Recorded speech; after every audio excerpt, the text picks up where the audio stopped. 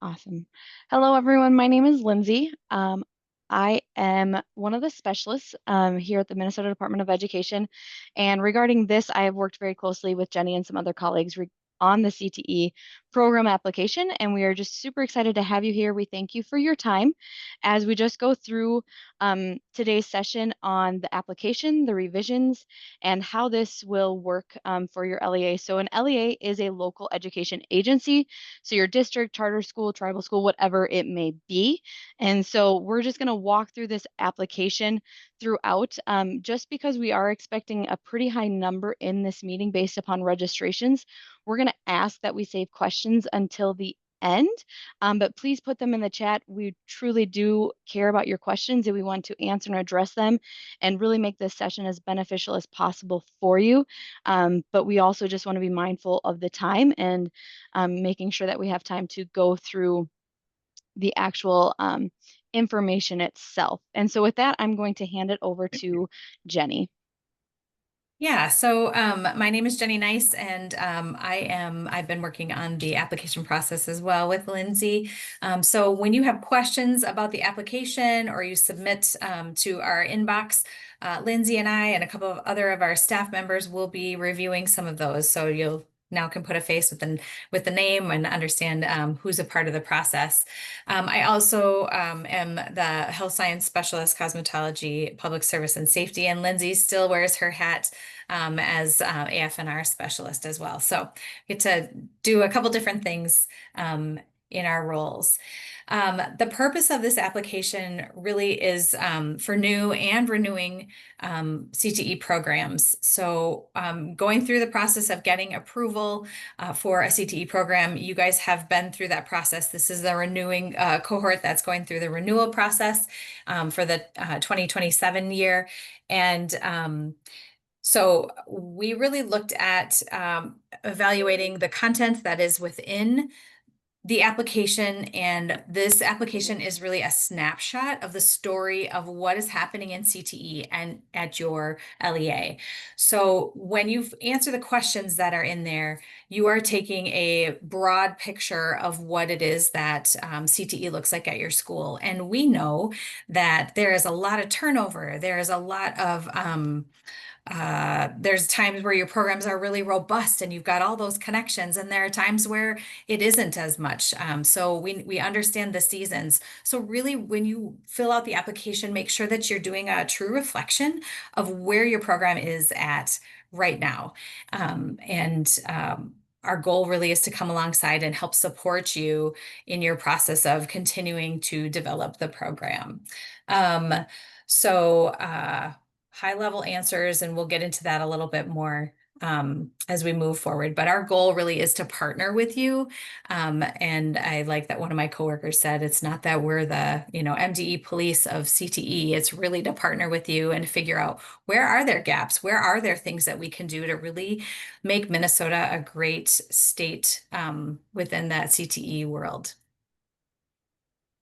Yeah, thank you, Jenny. And as Jenny noted, but I know people were still coming in, we are going to use this application instruction guide for the main purpose of the meeting and just kind of going through how it looks and how it works. And hopefully we'll answer a lot of your questions there. If for some reason you didn't receive that email with this instruction document in an email from me or Jenny, please let us know, or Jenny can maybe pop the link into the chat so you can have access to it and follow along if you so wish. And so how to complete the application. This instruction document will be extremely useful to you. That way, if you want to kind of collect your information, talk to the correct people, get those information items together, you can.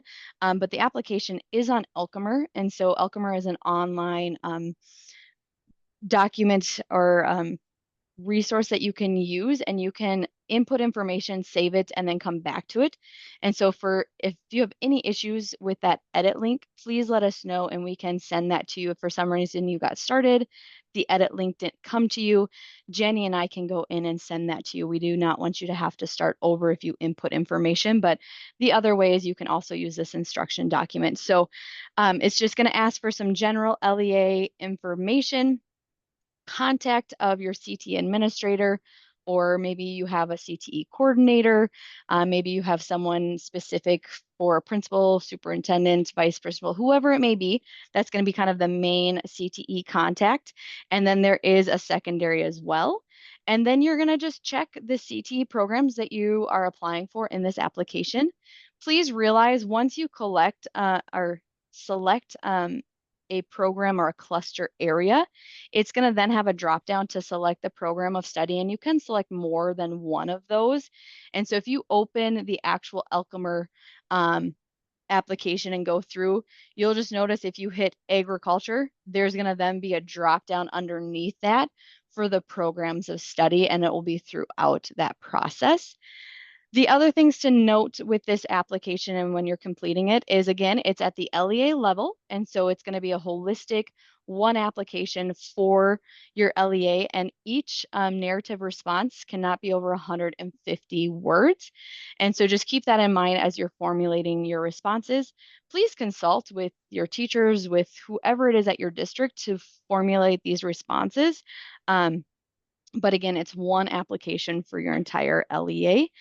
And then a lot of the application is kind of a process that's based off or mimics, I guess I should say, some of the work that we've done with our CTE framework here at MDE. And so if you have not seen the recording, the training on the CTE framework, I highly recommend that you reach out and get that recording.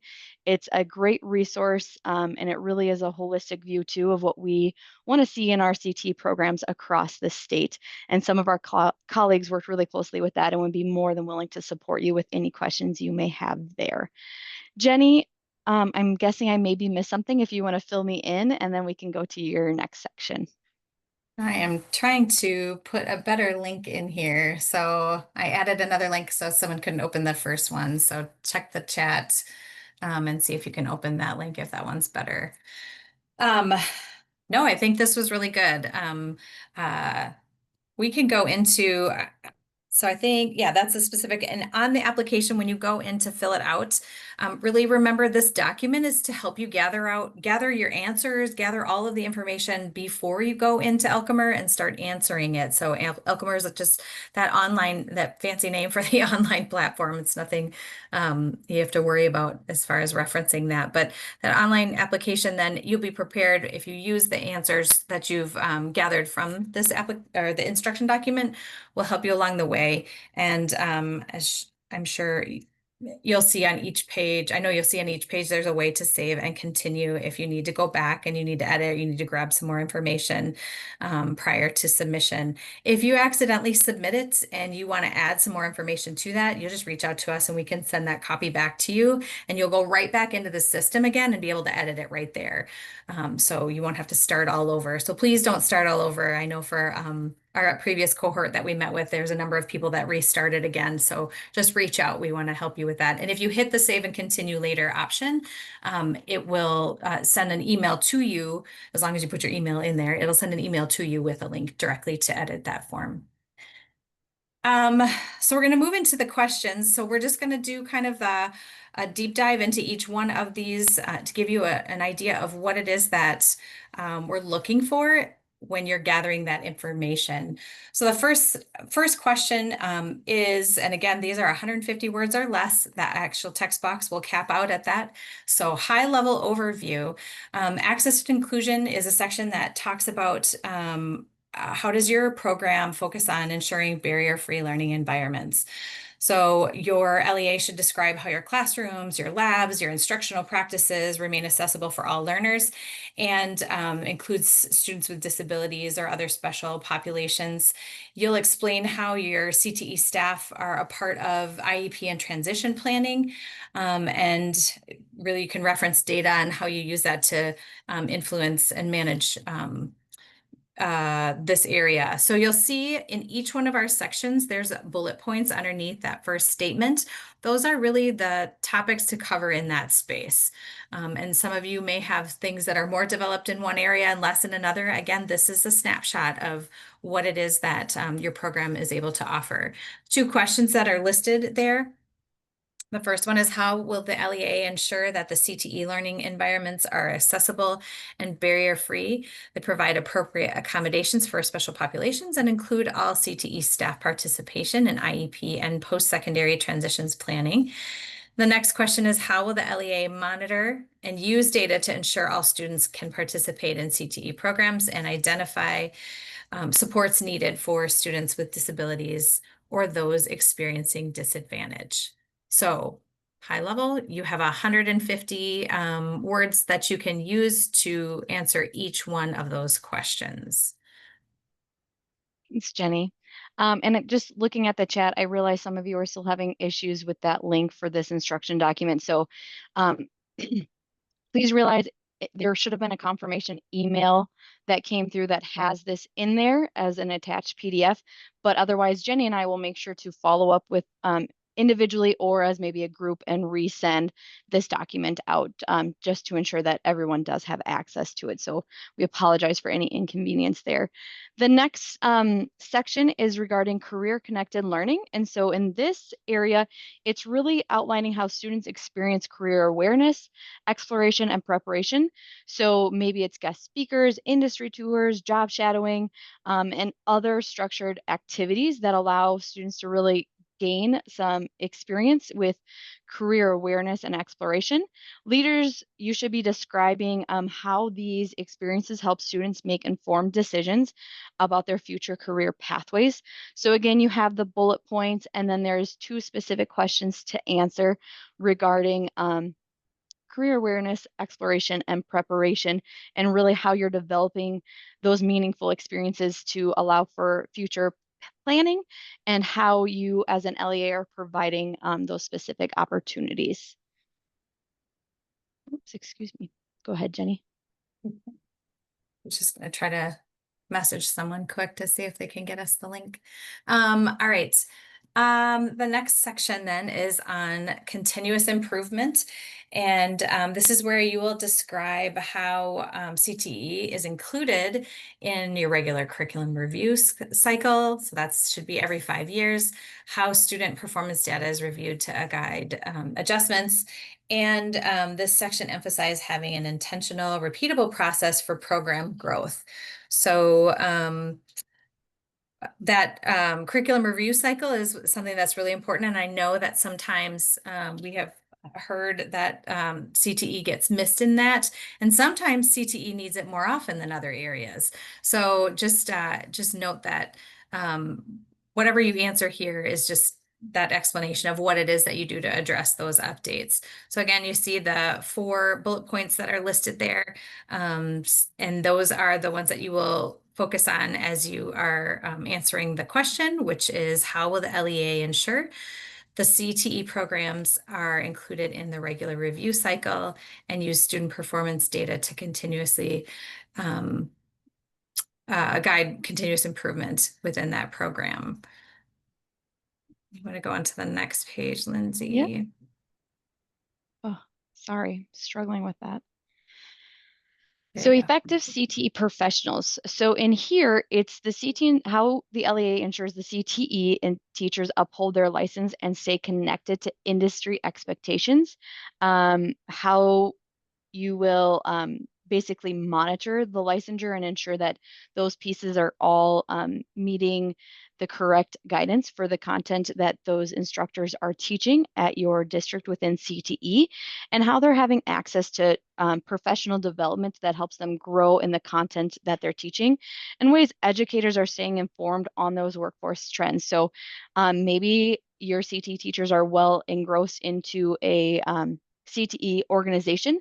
So for agriculture, we have a very vibrant agriculture association for teachers. I know not all CTE areas have a professional organization, but there's state, national, and regional options. And so we just really encourage you to have those discussions with those instructors and figure out ways that they think it would be beneficial to stay connected and ensure that their content is staying up to date with those industry trends outside of working with their advisory committee.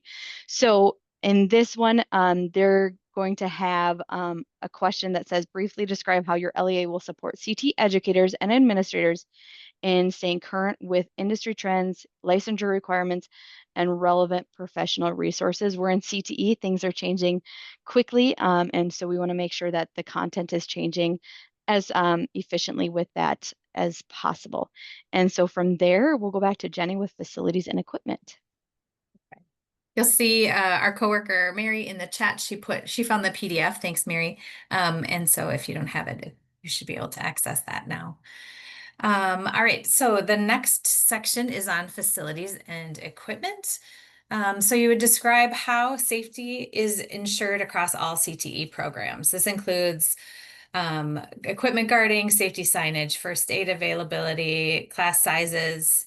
And the focus here again is on system-wide safety oversight. So the answer or the question to answer then that are listed on this document are: how will the LEA ensure that everyone working with CTE students knows and follows federal, state, and industry, as well as local safety requirements?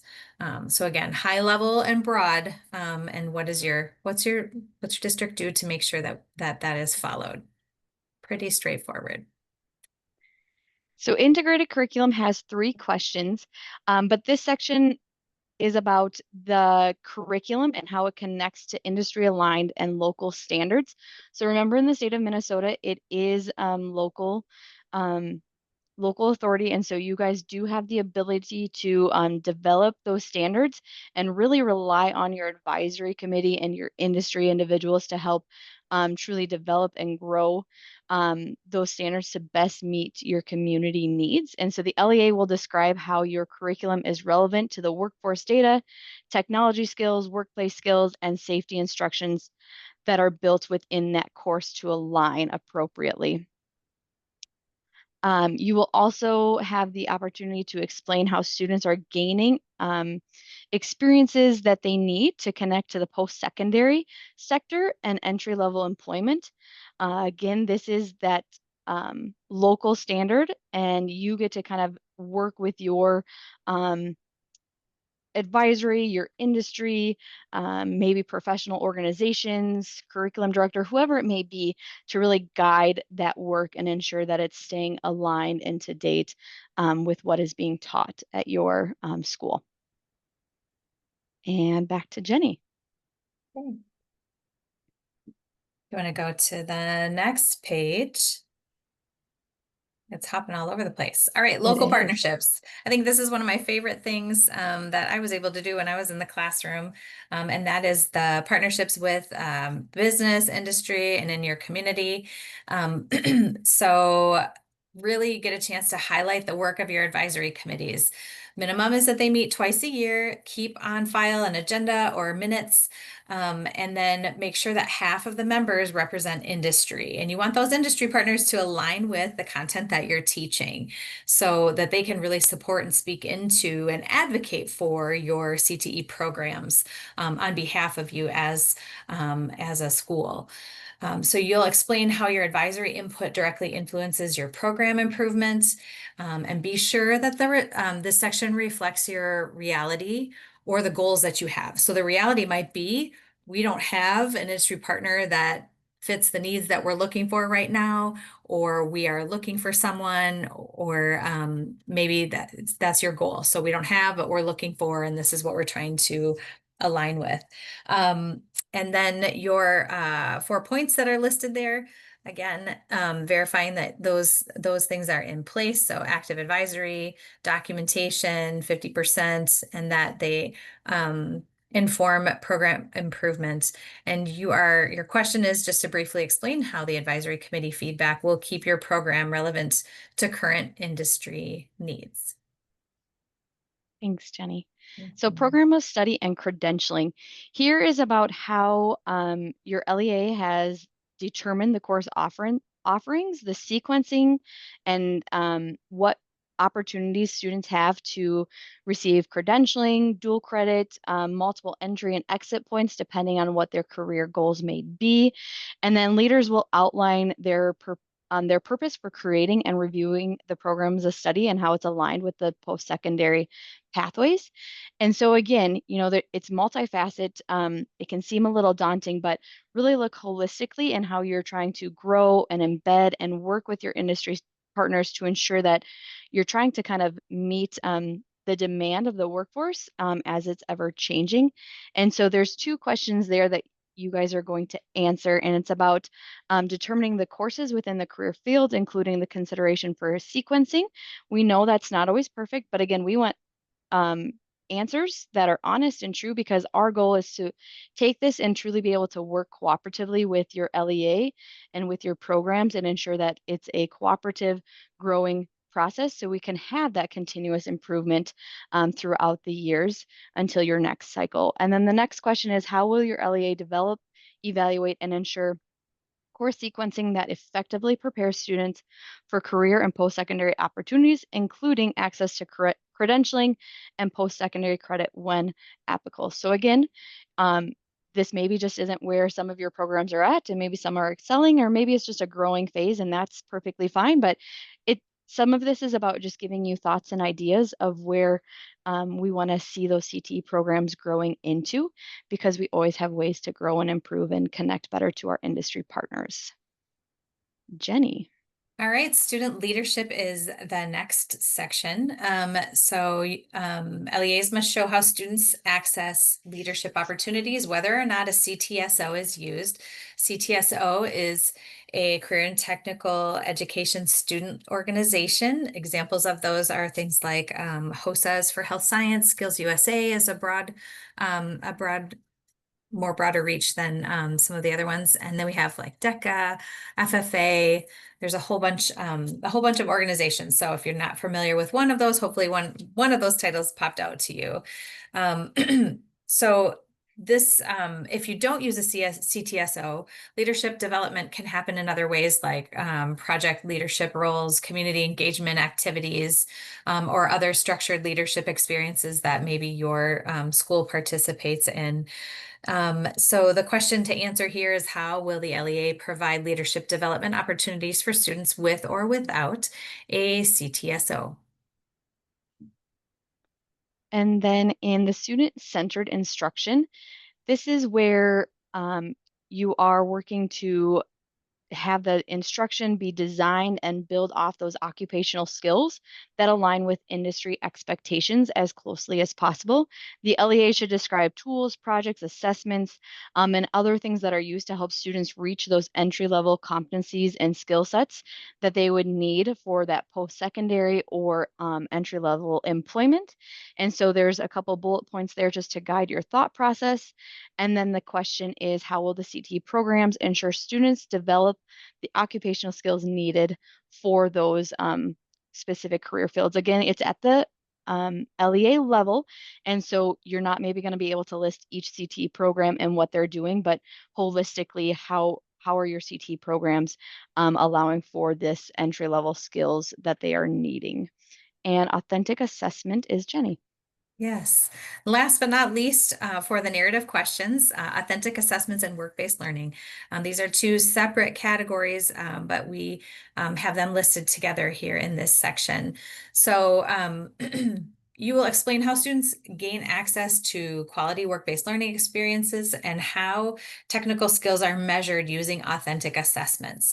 So authentic assessments are a little different than your sit and get. So we have a lot of classes in school, in the education system in general, that are you process information, and then you either write a paper or you are answering multiple choice or test questions. This is one saying, how are you assessing students in a way that they're demonstrating something that's aligned with the career field that they're learning about in their class. So it might be skills, it might be a project.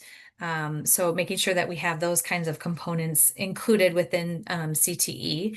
So you see that the heading there says authentic assessments replicate real world tasks and industry practices within the CTE program content areas. And that really sets up a great environment then for something like work-based learning. So now you have an opportunity for students to actually take what they've learned and to go out, and that transfer of information should relate to an opportunity that they could participate in a work-based learning environment. And that can be a formal program that your school has, and maybe are working toward a formal work-based learning program. We have an amazing specialist at MDE that can help support your work in that area as well. But as you're reflecting on that answer based on what your program looks like, and how the 2 bullet points that are listed there, how do you include those authentic assessments, and how do you ensure access to work-based learning opportunities? The 2 questions then are, how will you use the authentic assessments for measuring students' technical skill proficiency? And then how will you ensure students have access to work-based learning opportunities? Thank you. So now that narrative sections are complete, and so this would be potentially a place where a handoff would occur. So we are going to ask that the application assurances get reviewed by the superintendent, and then the superintendent or the Iowa, the identified official with authority to sign, need to read and review the application narratives, the assurances, and sign accordingly.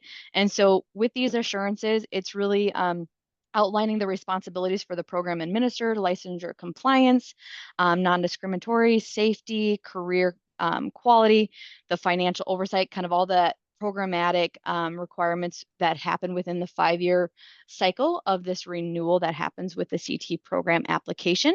And at any point in the handoff process, the application itself, there is an email here, our CTE program application MDE, to contact with any questions. This was the email you should have received from us with these documents to prepare for today. So there's just these set of assurances here that outline kind of the requirements set forth through MDE. And then we'll get back to this in just a minute, but I just want to go over, you probably saw throughout there are some blue words throughout the document. And so we do have a glossary as well.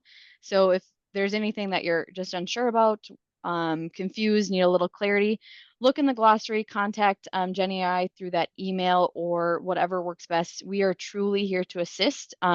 Please do not hesitate at any point to contact us with questions or additional assistance, or if there's other people at your LEA that we maybe need to connect with, we're there for that. So just wanted to go over the glossary with the assurances before we switch screens, and Jenny's going to talk a little bit more about that monitoring.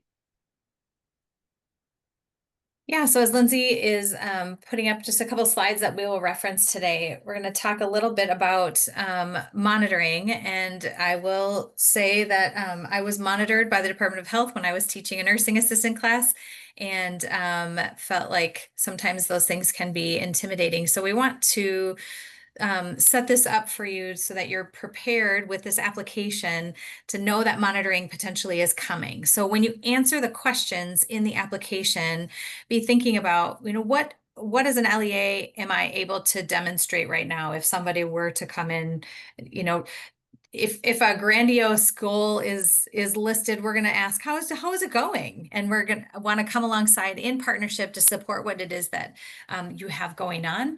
But that monitoring process will happen at some point in time during the 5-year cycle that you have. And there's all kinds of technical difficulties. I got another message. There was a technical difficulty on something else earlier. So Yes, it did pop up, Lindsay. Is it not it there? did. Okay, on my screen it's showing black, so I apologize. I will That's bring it up okay. again. That's all right. Well, in the document that you have, okay, so part of the 5-year cycle, you can see that there. It's designed to be a collaborative process between the LEA and MDE. This isn't a I gotcha. This is a how do we support what's going on? Where do you have needs? And what are some things that maybe we need to know about that we can do to try to support change or support what needs, to be updated and those kinds of things as well. So this is also an opportunity for you to show us, brag about your program, but then also there are guidelines, so we have to fall within those different parameters. So you'll see here, so collaborative process focused on supporting draws from information from your application. So that's really why we wanted to mention that here so that you were fully aware of things that are disclosed in the application. And then also what is listed on the assurances. And if you want to go to the next slide, these are some of the topics that you can anticipate hearing about. Now, when a monitoring visit, you will know 30 days in advance before somebody is going to come out, and you will also know exactly what it is that we're coming to look for. So we might say something like, hey, we want to hear about your advisory committee. Do you have your minutes, or do you have an agenda from at least two of the meetings that you had, and how is it going? And we'll reflect on the question that you answered previously as part of that process. So there's a couple of just the highlights of some topics that align with the application and the assurances. Now there's a better document. So this one has some documentation examples. This, we wanted to give you an idea of some things. If you're working and you're gathering information to answer things for this application, what are some things that maybe you want to hang on to, that you have access to if there was a monitoring opportunity? And if you want to look at your information document, there's a section there of potential documents that you may have. These are not our requirements to say you have to have this specific document unless it's listed that way in statute, which it is for the advisory committees. But other things are just examples of ways that you can demonstrate some of that information. The next slide. Then this is where you can find the application. So you should have had a link in the email that Lindsay sent out, but this is a link to the application website. You can scan the QR code. We will send out these, we will send out this information again after we've finished with the meeting as well. So you'll have another place to find it. We have additional training that we're going to offer. And then if you want to go to the next page. So this is something that we are proposing, a change moving forward, and you are the cohort that it would affect. And so we want to get feedback from you before we were to make the change. So traditionally, we have the application period for submission is June 1st to November 1st of every year. And that September in between there is when your program actually, if you want to use the word expires, that's when the program already has expired. And we know in the past, the application process has been pretty in-depth. So you've had a lot of syllabi, you've had a lot of things that you've had to gather for that. With this update in the application, that part is no longer required. So we are looking at it being simpler and wondering if we can move this process so that we're completing the application before the year that you would renew. So the dates that are on there then proposed are February 1st to May 1st, prior to the year again that your renewal would be up, that your program would be expired, so that we're on par and ready to go for that next school year. Yeah. Yeah, go So ahead, Lindsay. again, if you can scan the QR code, it should take you 2 minutes to complete the survey. But since that you are the cohort that it's going to most directly impact with this potential change, we truly want to hear from you and how this would look at your district. So if you could please take some time to scan that QR code, give us feedback. Again, if you don't want to scan it right now, we'll be sending these items, excuse me, items out, and you can do it when it works for you. But obviously, this will impact some potential additional trainings that we do for your cohort. So the sooner we can make this decision and have your feedback, the better off it is. So maybe we'll kind of put that in the email too when we would like feedback so we can make a decision and ensure that we're continuing our trainings and our assistance appropriately with the time frame for those due dates.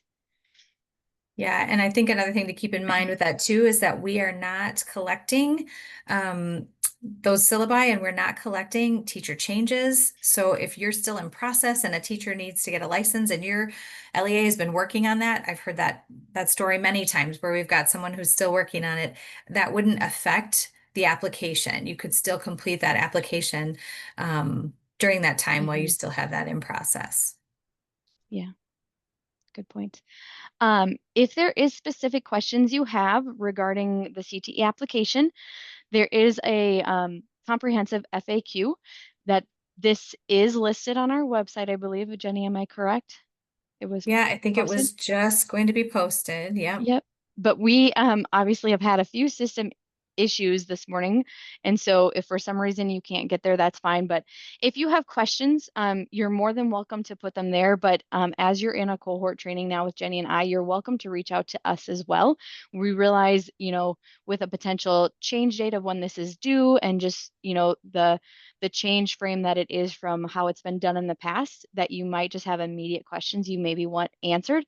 And so feel free to email us and we will work our best to answer it. If it's something we think would be great for the FAQ, for other people to hear that answer as well, we'll ask you to just take a minute and submit it there as well, just to ensure that we can answer everyone's questions as appropriately as possible. And sometimes they don't know they have the question until they see someone else ask it. So that's just that process. Jenny. And we are QR coding you like crazy on these Yes, last we few are. slides. So I apologize in advance, but we will get you. Yes, and I see a bunch of responses already coming through. Thank you. This is a different feedback survey. This really is about Lindsay and I and our presentation and how you felt it went. So you can complete that if you'd like to. But we're going to open up the floor right now Mm-hmm. to your questions and just want to hear from you as far as what's rolling around. If you want to share those questions now, if you prefer to email us directly, you absolutely can do that as well.